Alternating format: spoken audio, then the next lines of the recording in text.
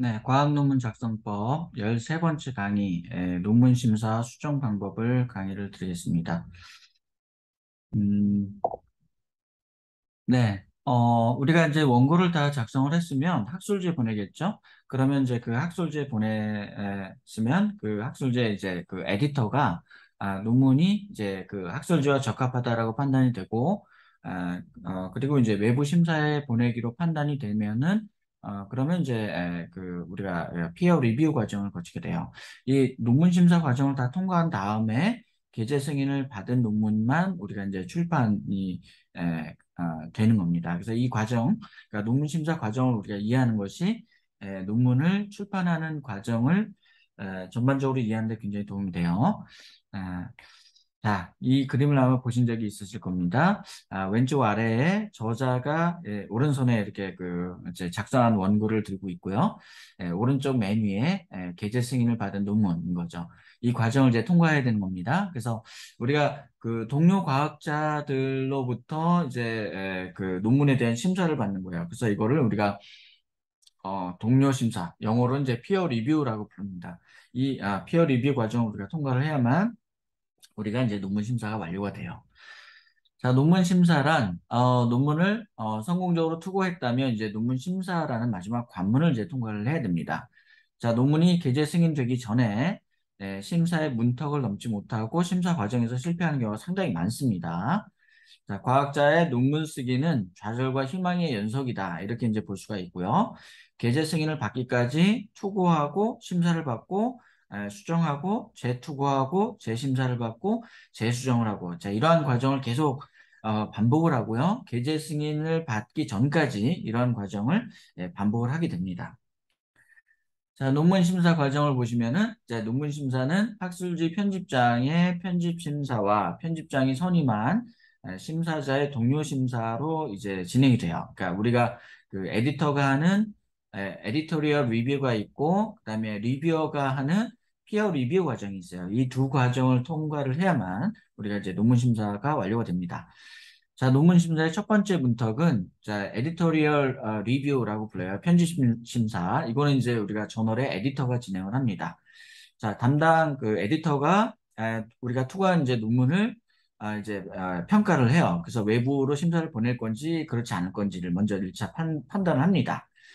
자, 편집자, 에디터가 이제 논문이 잘 작성되었고, 관련 자료가 빠짐없이 잘 준비되었고, 그 다음에 커버 레터가 정성스럽게 잘 쓰여졌는지 먼저 살펴보겠죠. 그 다음에 해당, 그 논문이 그 저널에 이제 적합한지 아닌지 이러한 부분을 판단해서 외부 심사자에게 논문을 보낼지 안 보낼지를 결정을 하게 됩니다. 이 과정을 통과를 해야 되고요. 그 다음 문턱은 이제 외부 심사자의 그 동료 심사, 피어 리뷰인 거예요. 그렇죠? 그래서 외부 심사자들은 해당 분야에 박사 학위가 있고 최근에 이제 관련 논문 출판 경력이 있는 전문가들, 그 전문가도 구성이 됩니다. 자, 이들은 이제 해당 학계의 전문가로서 논문 출판의 정당성과 그다음에 뭐 수정 사항이 있으면 그러한 부분을 점검하고 논문 게재 승인 여부를 결정하게 돼요. 의견을 이제 반영을 합니다.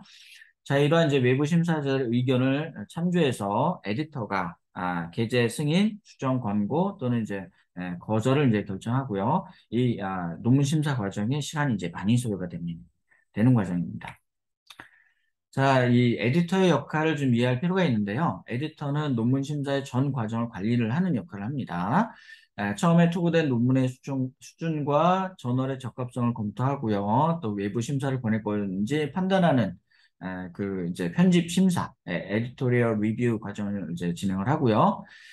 그다음에 이제 이 편집 심사를 통과한 논문의 경우에는 이제 피어 리뷰, 동료 심사를 진행할 준비를 하게 돼요. 그래서 외부 심사자들을 선임을 합니다. 그래서 구성을 하고요. 심사를 이제 의뢰하고 관리하는 것도 이제 에디터의 이제 역할이 되는 거고요. 자, 외부 심사자는 해당 분야의 전문가이면서 저자와 특별한 이해관계가 없어야 됩니다. 편집자는 저자의 출판 이력과 데이터를 참조해서 그 외부 심사자를 이제 선임을 해요. 그래서 이제 보통 학술지에서는 데이터베이스가 있어요. 그래서 이제 저자가 어떤 논문들을 출판을 했고, 그다음에 선임하려고 하는 그 이제 리뷰어와 이제 어떤 이제 공동 출판의 이력이 없는지 이런 부분들을 이제 검토를 합니다. 그러니까 리뷰어들이 이제 심사 요청을 승인하고 심사에 이제 들어가면은 심사가 조속히 이제 완료되도록 관리하는 역할도 에디터가 이제 진행을 합니다. 성공적으로 심사가 마무리되면은 에디터는 모든 그 리뷰어의 심사 의견을 모아서 게재 승인, 수정 권고 또는 이제 거절에 최종 그 판단 결정을 하게 되고요. 학술지마다 이제 최종 심사 그 결정의 기준이 달라요. 뭐 예를 들면 뭐 과반수다 아니면 뭐 전체가 다 승인을 해야 된다 이런 이제 어떤 기준이 있겠죠. 이건 이제 학술지마다 다르고 그다음에 이제 에디터마다 좀 다를 수가 있습니다. 완전히 뭔가 이렇게 뭐 몇 명이 그 승인을 하면 통과되는 거다. 이렇게 이제 우리가 그렇게 하지는 않아요. 자, 리뷰어들의 심사 결과가 상충이 되는 경우가 있습니다. A 리뷰어, B 리뷰어 이렇게 서로 의견 상충되는 경우가 있어요. 그러면 이제 추가 그 리뷰어에게 심사를 의뢰하기도 하고 그다음에 이제 저자와 특정 그 리뷰어 사이에 의견이 상충되는 경우도 있어요. 그런 경우는 이제 의견이 절충될 수 있도록 노력을 하는데 그게 어려우면 그 에디터가 중립적인 입장에서 최종 판정을 하기도 하고 아니면 제3의 리뷰어에게 보내서 판정을 하기도 합니다. 자, 편집장, 그 리뷰어는 모든 논문의 그 심사와 게재 승인 과정을 관리하고 심사가 원활하게 진행되도록 관리할 책임이 있어요. 네, 그런 역할을 에디터가 하는 겁니다. 자, 그러면 이제 리뷰어가 하는 역할을 보면은, 자, 리뷰어는 그 에디터의 의뢰를 받아서 피어 리뷰를 진행하는데요. 자, 피어 리뷰는 말 그대로 학문의 동료로서 저자의 논문을 평가하는 겁니다. 그래서 그 동료 평가는 수평적 관계 평가다라고 보시죠. 그 동료가 이제 평가한다라고 하는 거죠. 그러니까 논문이 적절하게 작성이 되고 출판의 가치가 있는지 논문의 정당성, 정확성, 적합성을 이제 학자적인 양심과 전문 지식을 바탕으로 평가를 합니다. 자, 원칙적으로 피어 리뷰는 이해관계가 전혀 없어야 돼요. 저자와 리뷰어 사이에 이해관계가 없어야 됩니다. 자, 리뷰어는 이제 에디터가 의뢰한 기간 내에 성실하게 논문을 심사할 의무가 있고요. 대부분의 이제 그 논문 심사 과정은 이제 무료로 진행이 돼요. 이제 봉사라고 하는 겁니다. 그래서 학문의 발전을 위한 공동의 봉사 개념이 반영된 거다라고 볼 수가 있어요. 그래서 그러니까 리뷰를 해주는 것 자체가 굉장히 큰 그 봉사이기 때문에 우리가 거기에 대해서 감사하는 마음을 가져야 된다라고 하는 거죠. 그러니까 피어 리뷰는 우리가 공정성을 위해서 그 리뷰어의 그 정보를 그러니까 익명성을 보장하는 게 이제 일반적이고요. 근데 이제 공정하게 하기 위해서 리뷰어의 정보를 공개하는 경우도 있습니다. 대부분 이제 익명성을 보장을 하고요. 자, 그 공정성을 높이기 위해서 저자의 이름과 소속을 감추는 경우도 있습니다. 네, 이게 이제 그 어떤 바이어스, 그러니까 어떤 편견이 들어갈 수 있기 때문에 저자의 이름과 소속을 감추는 경우가 있어요. 자, 리뷰어는 자신의 심사 의견을 적어서 에디터에게 보내고, 그 다음에 게재 승인, 수정 권고, 거절을 이제 권고를 하게 됩니다.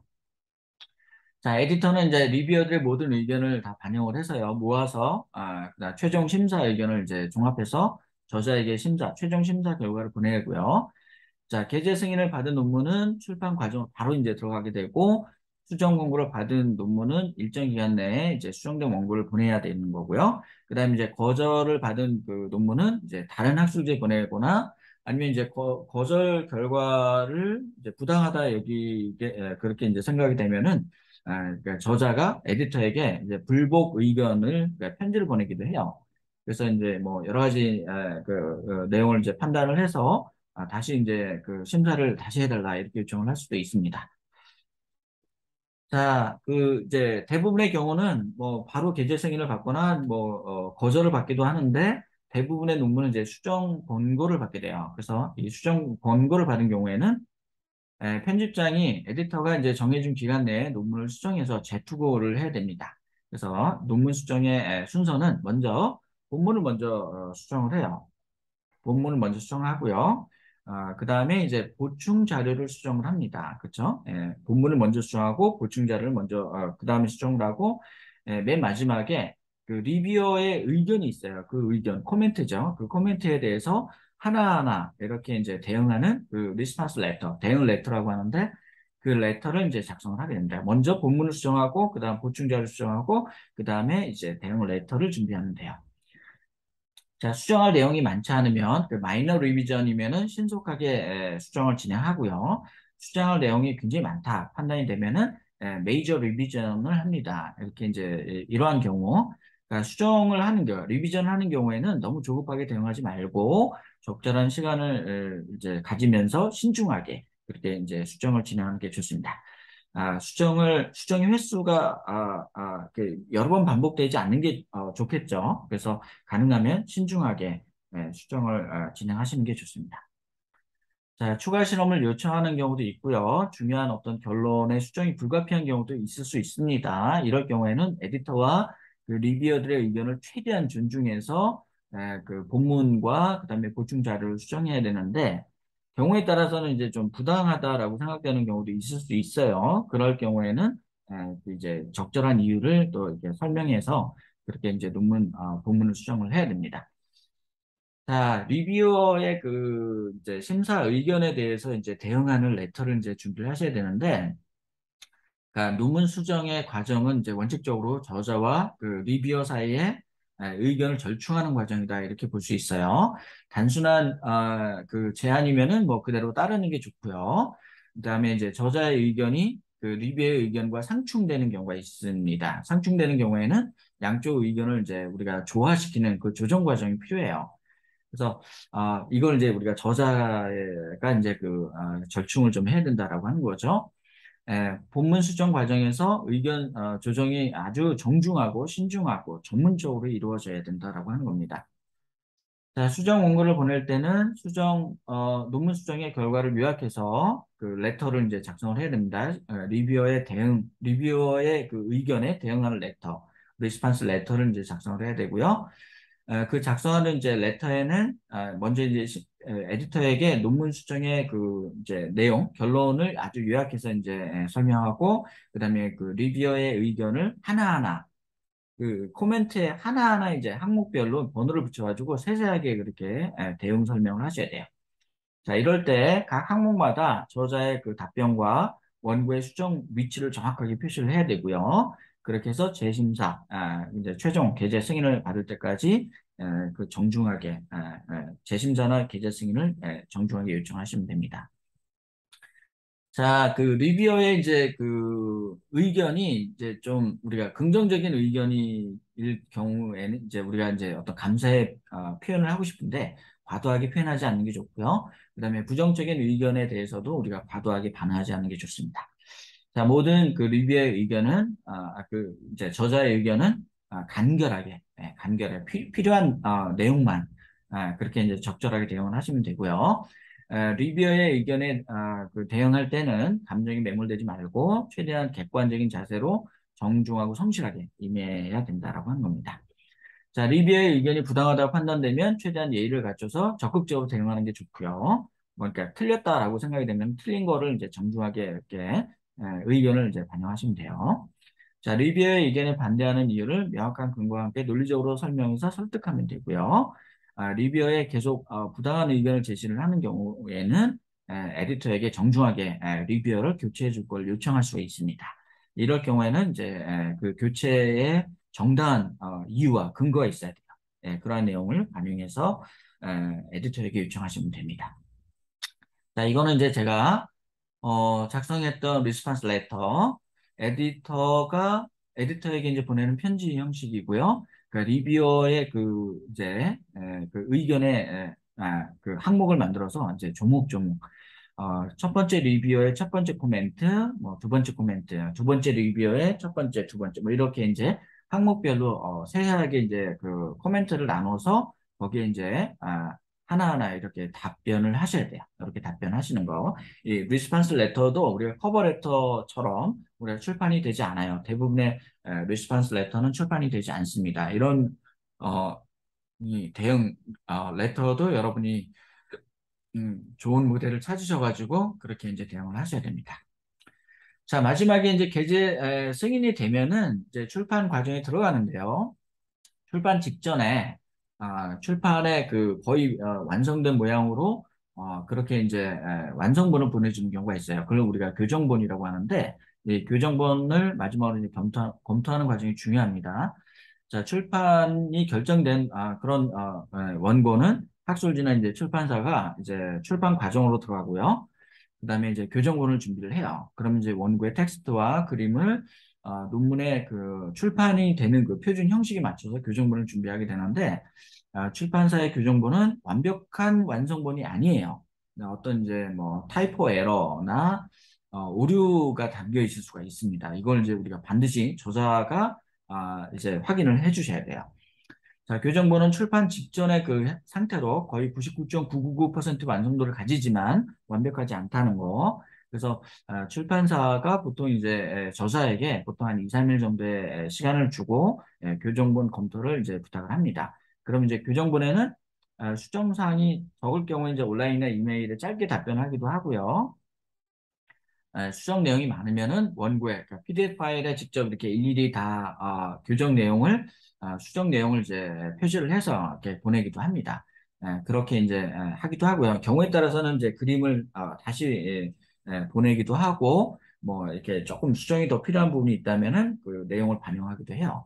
자, 교정본은 완벽하지 않기 때문에 저자들이 최대한 교정본을 꼼꼼하게 확인해 보셔야 되고 출판 과정의 오타나 오류는 전적으로 저자의 책임이다라고 볼 수 있습니다. 저자들이 최대한 우려가 없도록 그렇게 이제 검토를 하셔야 되고요. 최종 인쇄본에 저자의 수정 요청이 반영되는 것은 전적으로 이제 출판 그 에디터의 결정에 따릅니다. 그래서 에디터가 그 최종 수정 요청을 반영할 건지 안 할 건지 이걸 이제 최종 결정을 하고요. 그렇게 이제 반영을 하게 됩니다. 자, 이렇게 이제, 이제 우리가 논문을 학술지에 보내면은 어떤 심사 과정이 있고, 그리고 이제 에디터나 리뷰어가 각자 어떤 역할을 하는지, 그리고 이제 최종 게재 승인을 받았다면 우리가 그 교정본이 어떻게 이제 진행이 되는지 이런 내용들을 우리가 살펴봤어요. 자, 다음 시간에는 우리 출판 과정과 우리 홍보 방법이 있습니다. 이 방법에 대해서 설명을 드리겠습니다. 네, 감사합니다.